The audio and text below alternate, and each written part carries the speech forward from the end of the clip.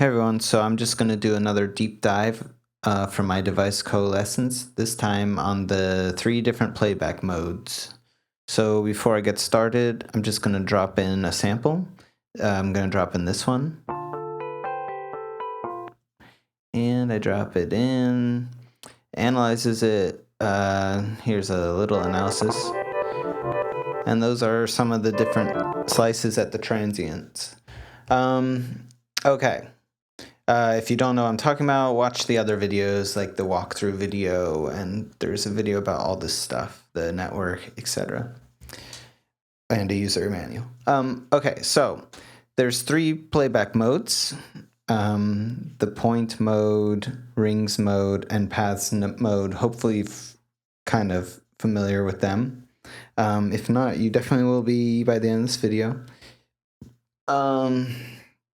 Okay, so this device is a polyphonic sampler, and these modes are 3 different ways to play back the samples. And I say samples because you can drop in multiple samples in the device if you don't know that. Okay, so in this tab here, it deals with the parameters of the playback, as well as changing the different playback modes here with this tab at the far left. So we'll start with the first playback mode, which is called point at the top. And point works essentially like an ordinary classic sampler where when you play different MIDI notes, it repitches the sample playback. So I'm going to actually jump back to this so we can see my demonstration. So let's pick a part of the sample to play back. And what we're hearing right now when I drag this is not the actual way you use the device and play back, although you can. But it's just to preview the sample that you're currently on, and you can turn that preview off here. Anyway, back to what I was doing. So let's pick a point in the sample. Let's say that point, and we can see here, if you focus here when I go back or when I play, that's the part of the sample that we're playing. Okay, so now if I play my MIDI notes, here's the middle C, and so it plays it at the normal pitch. Sorry, sample drifting from the video settings. Sorry. Okay, so if I play different notes, I'm just playing on my keyboard on my computer. So it just repitches the playback of where we were on, and it's polyphonic, so you can play chords. That was a chord of the playback. Anyway, so this point mode works just like a normal sampler. And maybe I'll refamiliarize you with these playback settings before we get a little more into this mode and the other modes. So here in the playback menu, you can reverse the playback.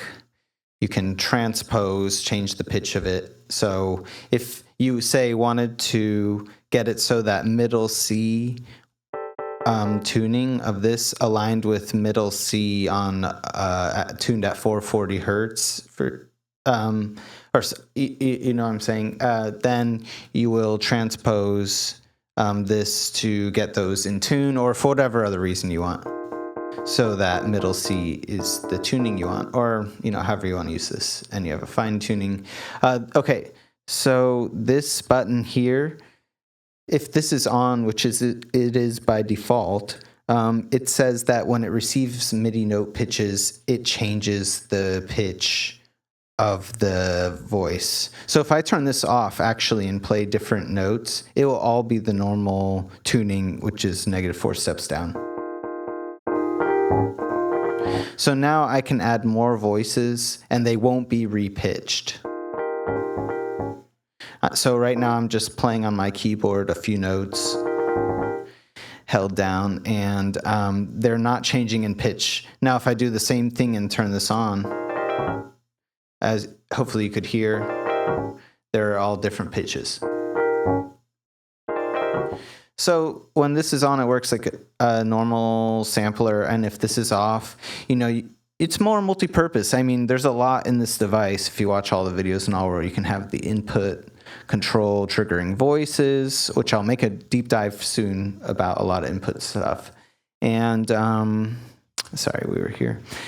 And so there might, or maybe you want to use it like in a granular kind of way. So there's a lot of reasons you might want to kind of have this off instead and just have multiple voices. And if they move around here, they change the tone and stuff without needing to change the tuning of this. Since this is a deep dive, I'm going to demonstrate that, an example. So on the fly. So let's say I want to spread the position of this per voice, but I don't want the tuning to change. Then I can go into modulation, go into routing. This is just one random way to do this. I can go into spray, which gives you a random value each time you press a note, and you have two different ones, spray 1 and 2. So I'll assign spray 1 to, say, position X, and let's spray it to the left. And let's do spray 2, position Y. And then these are bipolar, by the way. Anyway, hopefully you know about that from other videos, etc. So now when I play different voices, they should not just be where this center point is, but spread around randomly. And look, they're all over. And so since this is off, now I can play different notes, but the key pitch triggers different voices but has no effect on pitch. Now let's say, just since we're in a little bit of a rabbit hole, but this falls under a deep dive, I guess. Let's say I still wanted the pitch to do something. Like right now, the pitch of the MIDI note, different MIDI notes are now triggering different voices, but the different notes, the pitch of the notes does nothing right now. Well, let's go back to modulation, and if we look down, there's key. Key is, look at all these wonderful sources. There's MPE now down here. All right, so key here, key is the pitch of the MIDI note as a modulation. So we can also use that, even though it's not affecting pitch, although we can although it's not affecting pitch, we can make it affect something else. I don't know it would be good right now on the fly, and I don't want to take up too much time on this. Let's just say size and go down. Depending on if the pitch goes higher, the size will get smaller of the loop. And let's set the loop a little lower here. So right now I'm just going up and down in octaves on my keyboard, and here I'm in lower octaves now. And if I go to higher ones, sorry, let me loop this. So I'm going to skip ahead, and this loops the playback. So in the higher octaves, it's like really fast. In lower octaves, it's slow. So now I'm just giving you an example, since this is a deep dive, that here is a use case where I didn't want pitch to affect the playback, but I wanted to spread it out with modulation. Now, funnily enough, maybe some of these other modes will do that kind of already, but there's many other reasons you might want to do this. Okay, all right, that was a big side detour, but that's great. This is all. I'm going to just, oops, not this. I'm just going to stop modulating that stuff and move on. All right, so let's turn pitch back on to effect. Okay, now moving on. All right, now here's a thing to deep dive into, is this thing slice. Now there's two options for this parameter, nearest and underneath. So you see this, hopefully you've realized by now that this little red thing is like where we choose our sample. I'm going to go back to here. And hopefully you can, I don't know if this is described well in another video or not, but when I preview the sound, or if I play back a sound, there's like a line, and then down here, this little thing lights up and gets bigger. Or if I'm here, this one does, or here. So hopefully you know this by now, but I'll explain it again. This is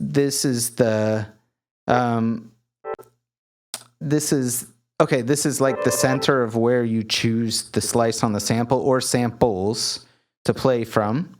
And since all these things are way over here, this thing has to go pretty far to say what's the nearest one. And so I guess that's the nearest one. I don't know if it's right. That one looks kind of closer, but apparently it is. Anyway, so the line points to the sample that's actually playing, and this is the place that it's looking from. So if I'm like right above it, it basically plays that.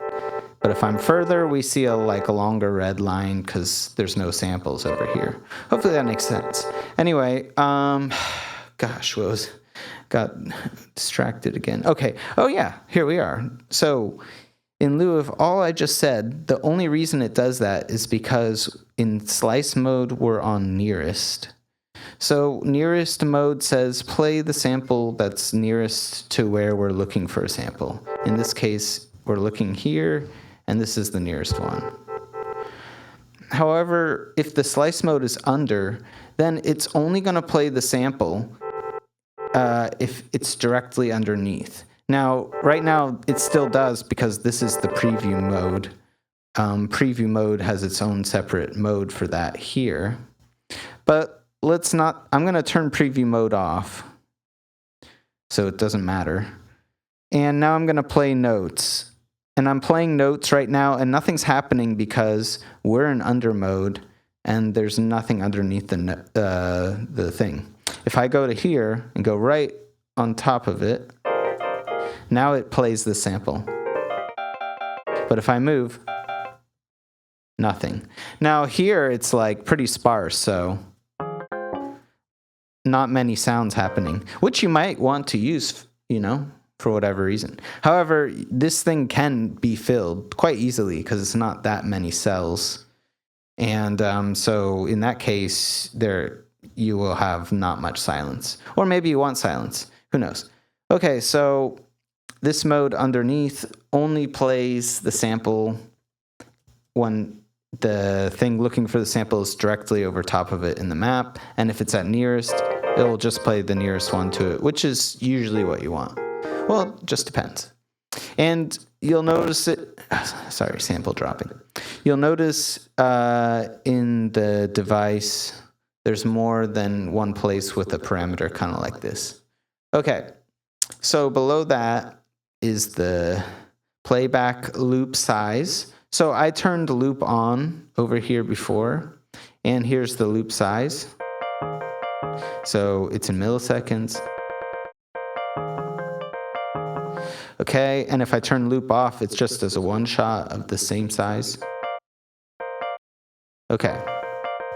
Now, you can also set the size in synced note divisions. Or you can set, instead of this whole duration, the size in the size of the slice. Kind of like Ableton's simpler slice mode, basically. So now it'll play the size of the slice, which could be useful for certain situations. So that's what this does. Okay. I'll keep it on. It's sliced kind of well for this one. Okay. All right. Okay, next is this phase vocoder playback. I did a whole video about how to work with this and do spectral morphing and stuff, so I'm not really going to spend time on it. But that just does the phase vocating playback instead of the normal playback. Actually, I'm not even going to talk about it. Let's focus on these modes. This is just another way of playing back the sample. Check it out more in depth if you want to. Here's this is whether to loop it, and this is a volume fade window put on the loop. And if this fade window is higher, you'll see it's more evident the shape of it. And if it's lower, if it's at 0, there is no fade window. You might get clicks, you might not if it's off. And so it's to remove clicks, but also to shape the sound. If I move the center here and change the slope. So this is an exponential slope. So you can really shape the sound a lot with this. Change the speed.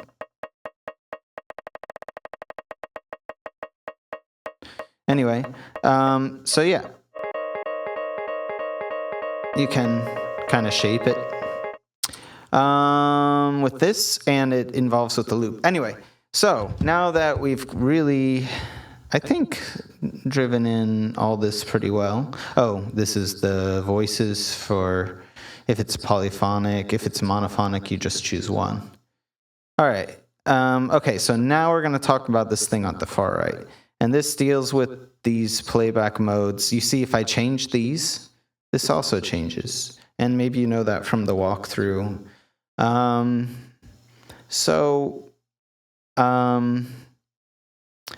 Yeah, so they're obviously, these are the parameters for the different playback modes. And I'll just talk about each one. So we've been in point, and we know a lot about this playback mode now. So here's the last thing that deals directly with that mode's parameters. So read trigger. So if I held down a note in this playback mode, and let's say the loop was off and it finished playback, I'm still holding the note down. And look, you can see I'm still holding it down because this red line is still there. When I release the note, that's gone. So I'm holding the note down. And if I move this so that the new sample is, a different sample is closer, a different sample is playing back, then it will trigger that sample. And I'm just holding the note down right now. And even though it's finished playback, if I move this, it re-triggers the playback. However, if this re-trigger is set to off, if I did that same thing, if I move it now, it doesn't re-trigger it or anything. And so this keeps it flexible. Like I said before, there's many different ways to use this device in the different modes and with the input. So sometimes you'll want this to re-trigger as you move, and sometimes you won't. So just depends. This note glide,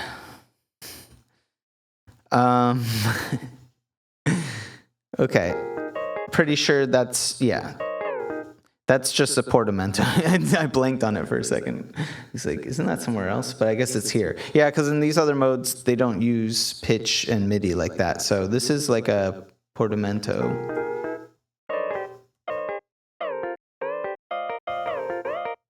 Okay, and then latch. Okay, latch, yeah. So with latch, it can also relate to this when you work with it. But latch says, like say here in loop, if I turn on loop right now and move around. By the way, I guess this is a good deep dive thing to say. If you move, it won't update to the next sample and until it finishes the loop of the last one. So if I set the loop to be like 1 bar, and I move this around,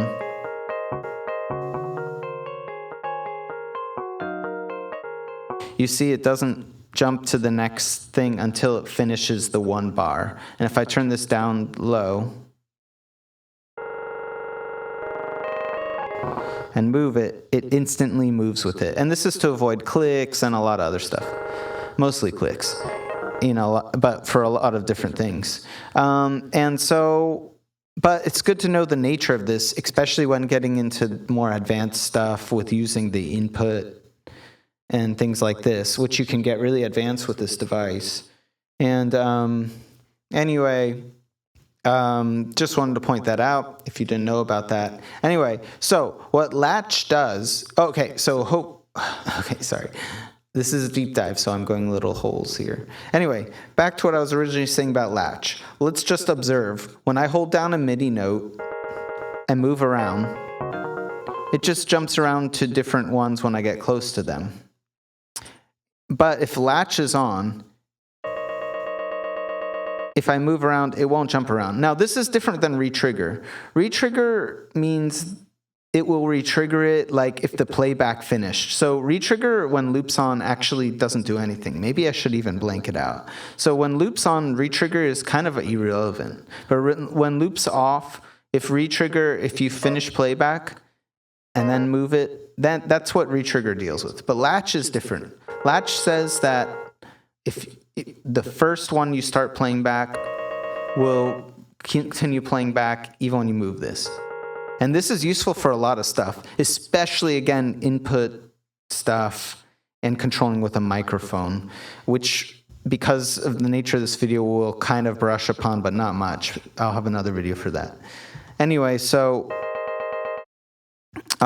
these are two good videos to watch together to really understand that. Anyway, so Latch allows you to just hold on to one sample slice, even when this continues to move around. Okay, so before we move on to the next mode, there's actually a few more set of parameters right in here, just for each mode. Okay, so I've been moving this around just with my mouse, but these you could also do with, and then these you can map and modulate, so really fun. Otherwise, I'll skip this for a second and say this glide allows you see in the crosshair, the circle in the center. Now it lags to meet up with the crosshairs. And this is because of this glide time. Otherwise, they usually move instantaneously together. And then finally, there's this microphone here. It's just coincidence that when I turned this on, there was samples dropped. That's actually from the video. Anyway, so because this isn't doing anything right now.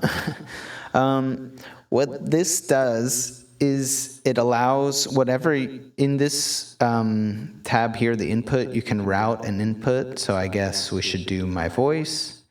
Hi, that's my voice. You can see it kind of.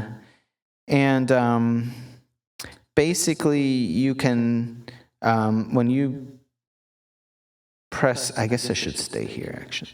When you press this microphone, basically my voice will go through the same neural network and spectral analysis system that these slices went through, identical, and then compare at every moment in time of my voice, which of these matches it the most. So right now there's not many, so the one it matches to won't really be so meaningful, let's say.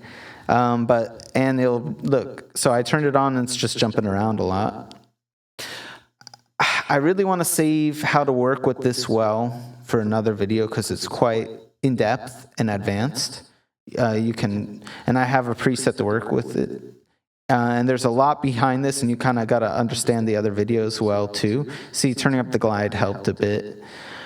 But anyway, just know that in this mode, turning on this is what activates that.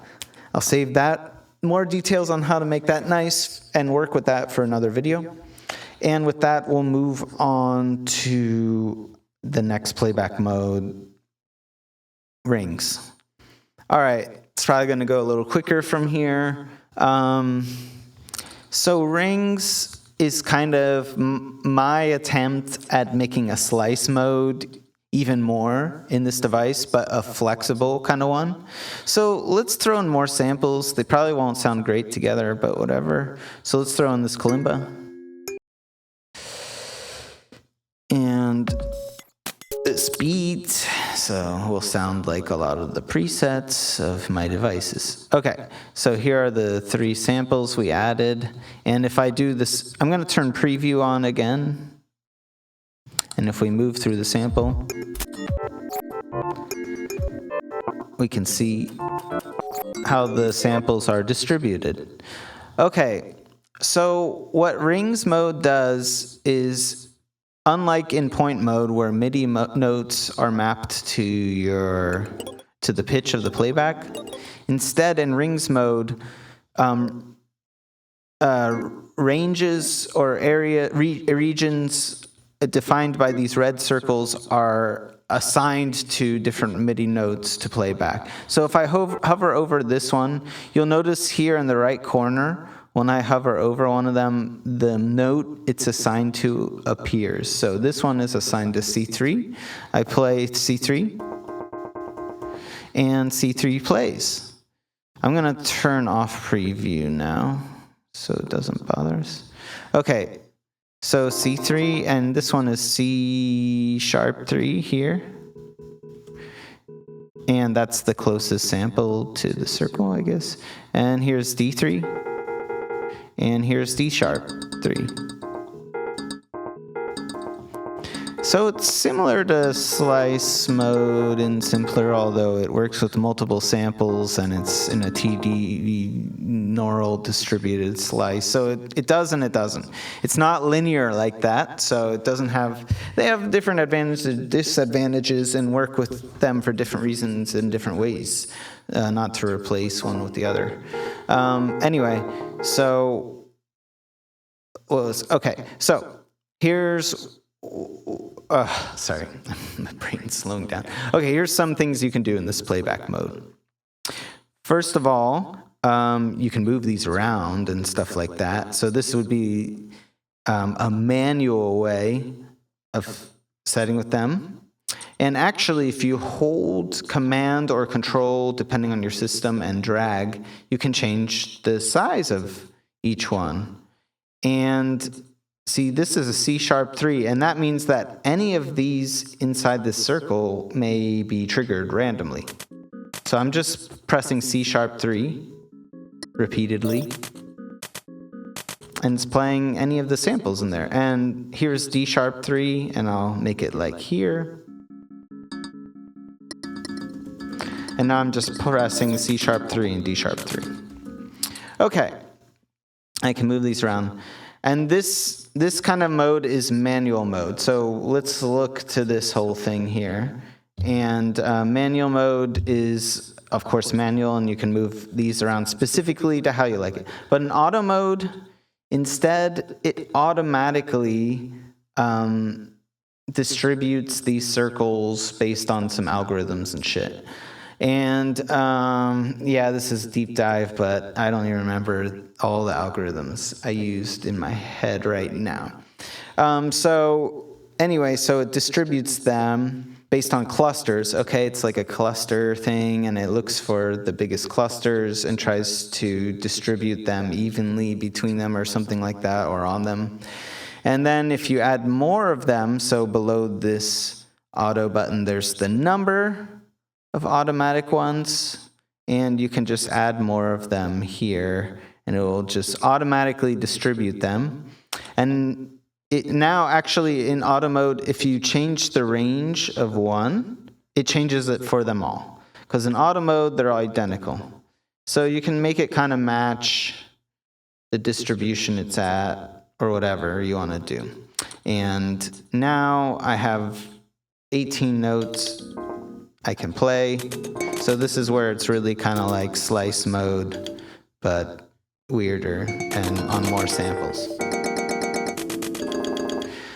And okay, so now talking about in manual mode, you can then just move these around and make just this one bigger. So if this was like a drum rack thing or whatever, you could find a cluster of kicks, you know, depending on your network, and then you hone in on a kick.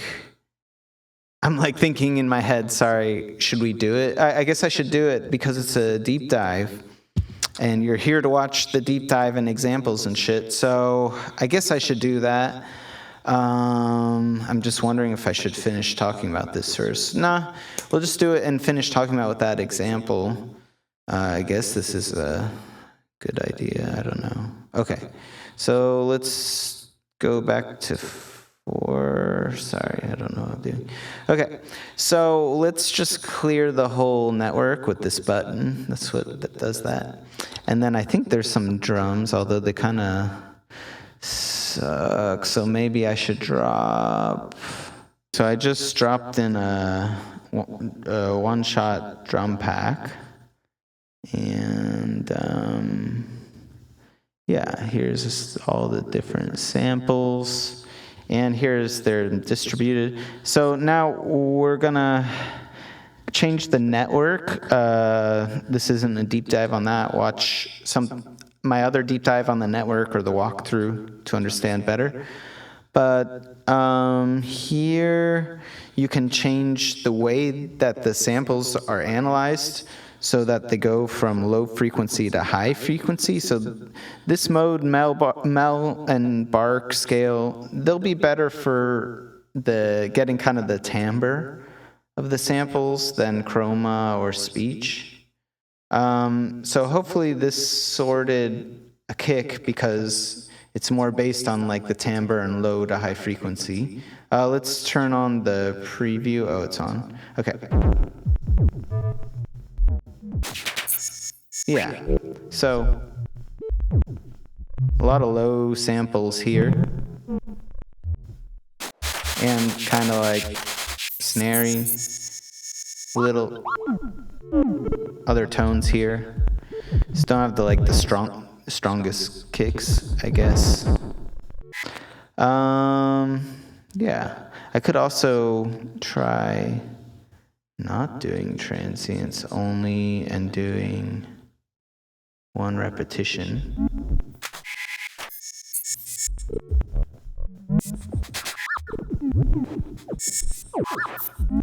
Nah, I think. Sorry.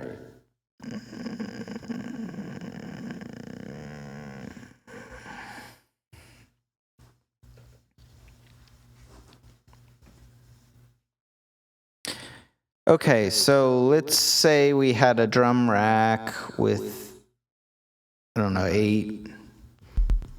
And so maybe we'd want to find, like, specifically a good kick. And so we'd want maybe this kick to circle to be quite small. So it just played the same one.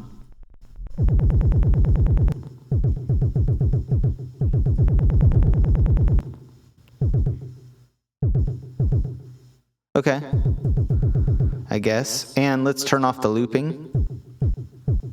So it's just a...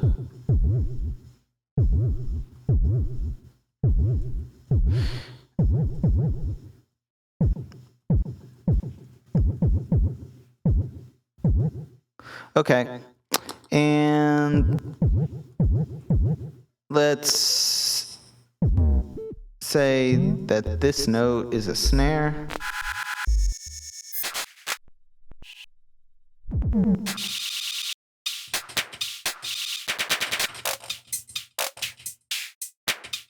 And let's say we want one specific kind of snare. Sorry, it's not the best sample pack. And then let's say, oh, there's kind of interesting patch here. Let's say this one's our alternative snare, and it could be like any of these, I guess. Okay, and then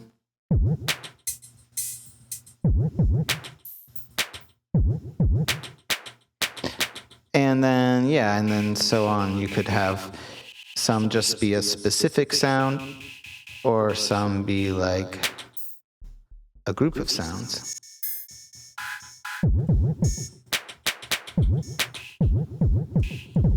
And then you could make a beat, etc., etc. All right, I don't need to go crazy far into it, but hopefully you kind of get the idea with how you can work with these ranges, big and small.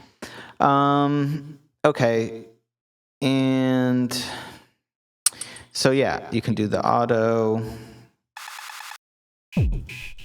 or the manual. And if you're in manual mode, I think if you double click, it creates a new one. So you can create new ones in manual mode and double shift click to delete them. And all this is also explained in this little info here too. Okay, here sets the start note of the first node. So if we're in auto mode and we change this from C3 to C4, now C4 is the first range. If you focus on here and I hover over it, now C4 is the first range.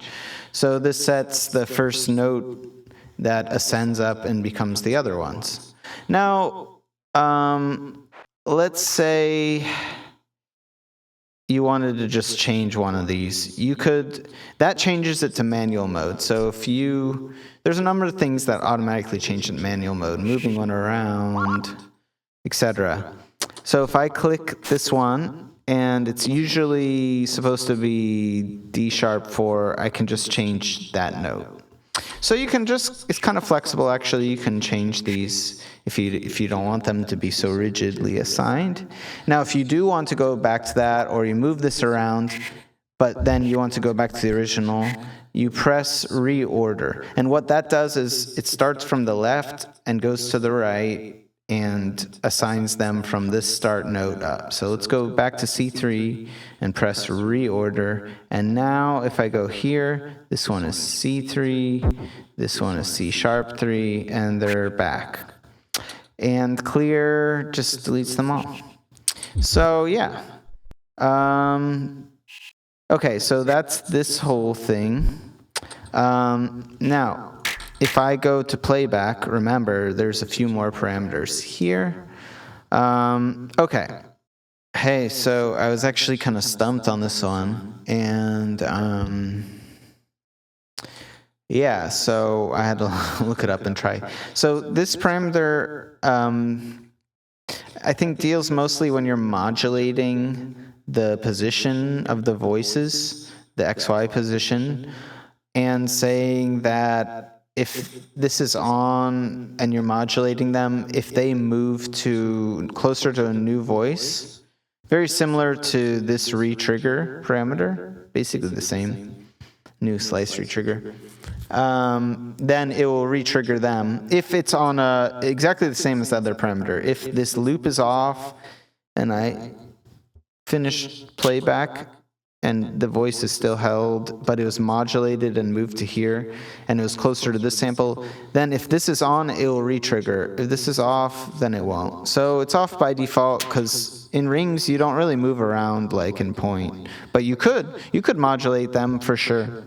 So it'll retrigger it. Like if I did LFOs on the position, X and Y, and made them slightly different.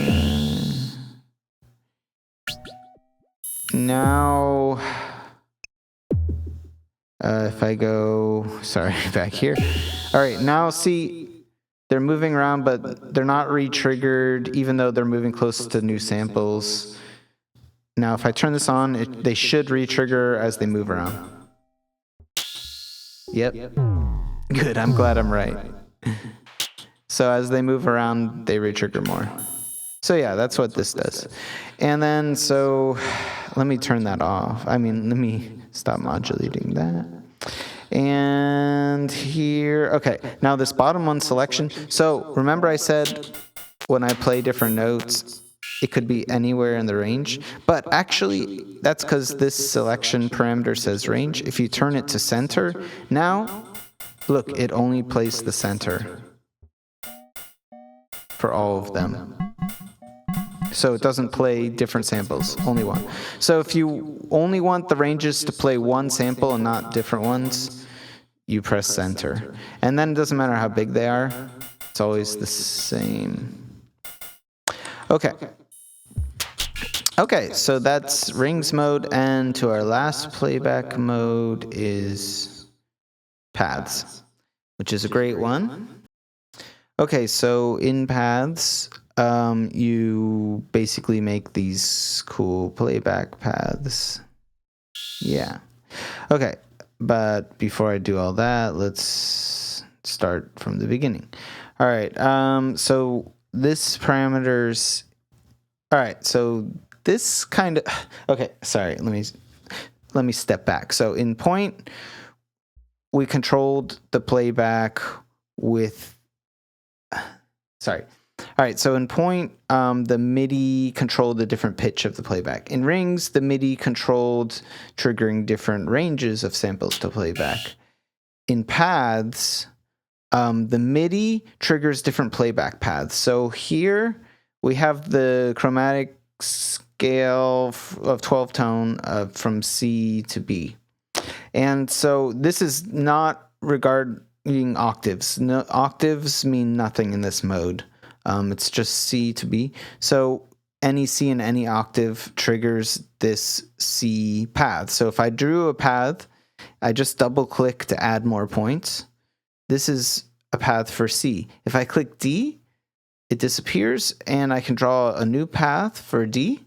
And if I click back to C, we see the C path, and back to D, the D path. So the D path and the C path. Now I'm going to skip getting too into this for a second, even though we're almost done it, to go to the playback parameters here to make this work a little better. Now remember I said before the playback sample is only updated at the end of a loop. So if we're moving around these paths, we either want to move, well, depending on what you want to happen. But if we want to trigger them as they move down the path, you'd want this size to be smaller, or you'd want to move very slowly. Either way. So let's turn the size smaller. And yeah, let's throw some different samples. So now we have the same samples we had before.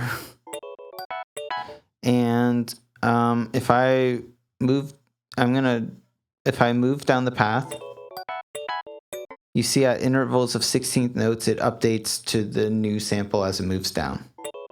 Now right now I'm holding down C to trigger the C path. If I go to D, now pressing this doesn't mean anything. This is just the display. I could be here in F sharp and play C and D and hold them together. C path, D path. Anyway, so this are the parameters for the actual moving of the paths. So right now, it just moves forward and loops back. And that's set by this middle arrow. If you go to this arrow here, it's a one-shot run. And it just freezes at the end. If you press this one, it's a forward-backward thing, boomerang.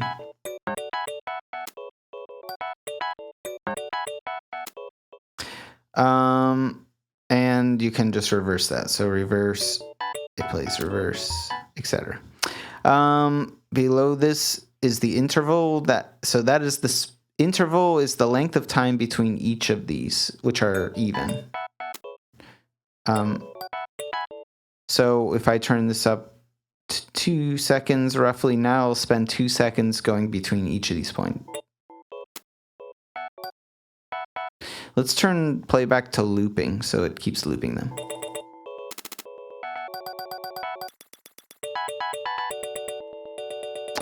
Okay, so that's what interval does, and you can also do it in synchronized times. So you can do lots of cool things on beat, lots of cool weird rhythmic stuff with that. All right, and this here at the bottom, slice, this says, so slice refers to the different dots, slices, and this says if it's path, it means that it accesses any slice within its path as it moves down. But if you do points, that means it only will jump between these points and play the slices there. So if you just want to jump between certain points, you go to points, which is cool too. Creates, or if you want to play down the path, you do paths. Really, a lot of things you can do with this. Hold on, I'll describe just the very last couple things here. So just to say, so if I say let's go to C sharp, I could just do a single dot, and then if I press C sharp, it just does 1 point. So that's something you can do. You can go to D sharp, and now let's make. So now C and D are paths, but C sharp and D sharp are single points. So you can make like drones, or I don't know, you can do a lot of stuff with that. All right, and the other thing is if you do single instead, now in single there's only one single path. And what MIDI does in this single mode is play this path, but repitch it just like point mode, but play the samples at a repitched. So if I press middle C, this is the normal pitch, even though they're transposed up 9 steps. And if I play up from there, so now the MIDI notes just repitch it, but they all play just one single path. So instead of the MIDI notes assigned to different paths, there's only one path, and the MIDI notes instead just repitch the samples that play back. So yeah, if you want to do that, there's that mode too. All depends. Okay, so many things you can do here. If you watch my spectral whatever video on the phase vocoding, you'll hopefully in it, I hope I cover it, but I might not. Paths are really great for the spectral blending because kind of the whole idea behind it, although you can use it, this is like the ideal of it, but you can use it in so many other more janky ways.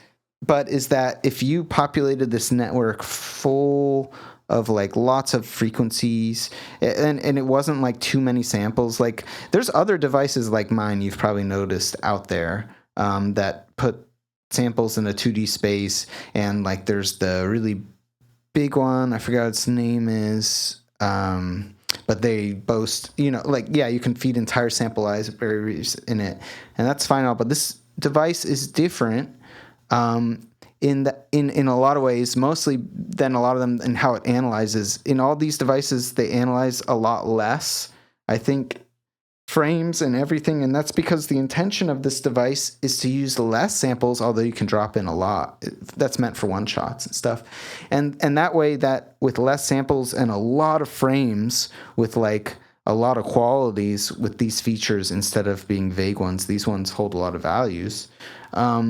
You could create like kind of focus in on those and create kind of like transitions between spectrum and things like that. And then one thing you could potentially do in this device is use the phase vocoder, draw all these paths, and move slowly through them with a small size, or be in phase vocoding, basically frozen and then moving between them and then kind of blurring with the attack and decay between them. And essentially the whole point of that is to kind of like feel like you're kind of like flowing between sounds, like blurring between them.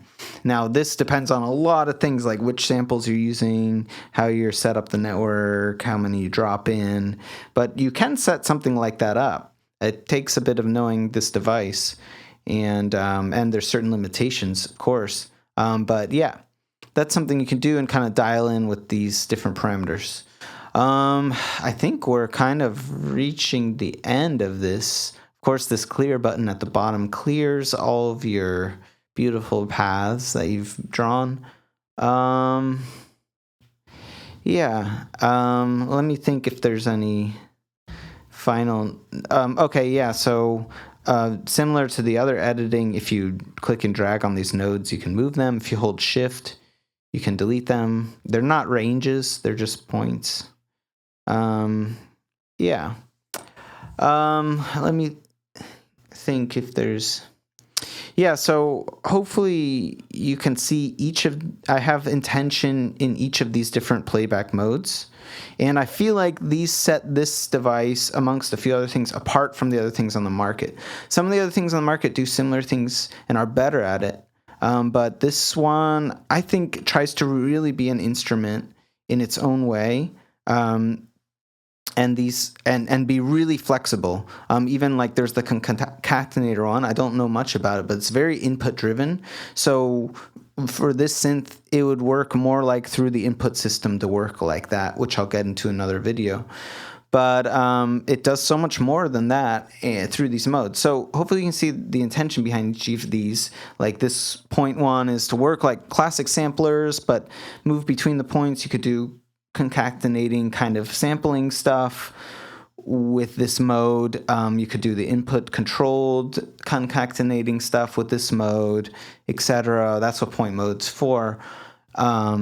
And rings is to be more like a simpler slicer mode, slicer concatenator, or drum rack almost emulating or like slicing sample thing, but using the advantage of these cluster distributions. So rings mode's kind of geared towards that. Good for one-shot stuff, but for like honestly, all these modes could be used for so many other things.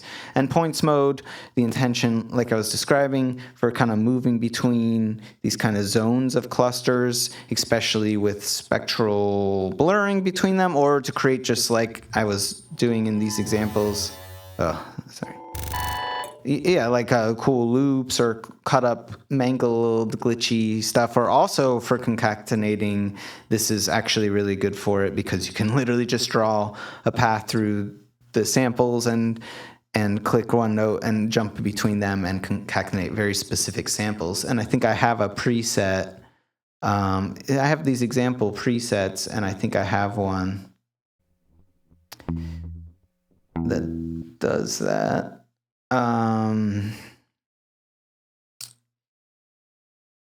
Guitar voice. Yeah, let's see. All right, I think I have this one. Thanks for getting Coalescence. Yeah, so this one, the network is in speech. So there's support. There's not very many samples, but they're sorted by vowels essentially. And thanks for getting Coalescence. Each of these points just kind of jump between the different vowels and consonants and whatever. And this one, when you hold down C, kind of stitches together my thank you note. Thanks for getting Coalescence. So that kind of demonstrates how you can do concatenative stuff. I literally just stitched together that sentence. Thanks for getting Coalescence. If I change the playback. Thanks for getting Coalescence. Actually, it's kind of cool.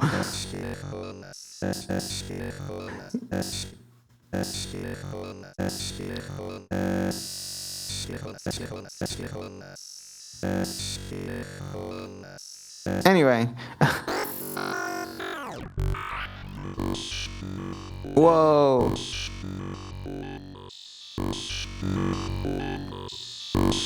And to end this, I have a vowel filter too.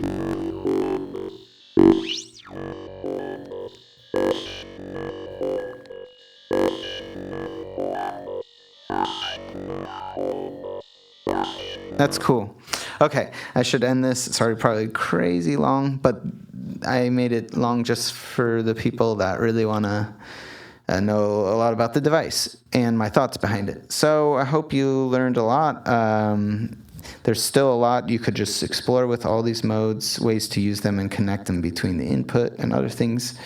And hopefully I'll have that input video I keep talking about soon. All right, thanks for watching, and thanks for your support.